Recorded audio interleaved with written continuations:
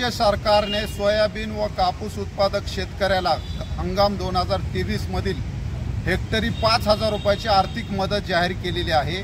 पण ही मदत देत असताना ई पीक पाहणी नोंदीद्वारे ज्या शेतकऱ्याची लागवड नोंद आहे त्याच शेतकऱ्यांना ही मदत मिळणार आहे। त्यामुळे नांदेड जिल्ह्यातील तसेच राज्यातील 50% शेतकरी या आर्थिक मदतीपासून वंचित राहणार आहे।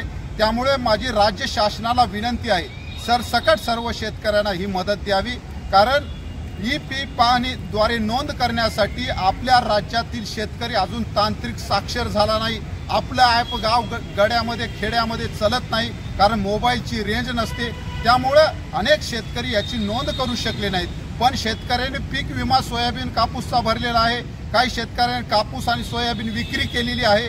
या नोंदी ग्राह्य धरून सर्व शेतकऱ्याला हेक्टरी 5,000 रुपयाची मदत जी तुटपुंजी सरकारनं मदत जाहीर केलेली आहे ती मदत तात्काळ सर्व शेतकऱ्याला देण्यात यावी, अशी रयत क्रांती संघटनेच्या वतीने आम्ही राज्याचे मुख्यमंत्री आणि वित्त मंत्री यांना विनंती करत आहोत। आणि सरकारनं आमची मागणी मान्य नाही केली तर येणाऱ्या काळामध्ये रयत क्रांती संघटना सरकारच्या विरोधात आंदोलन करेल।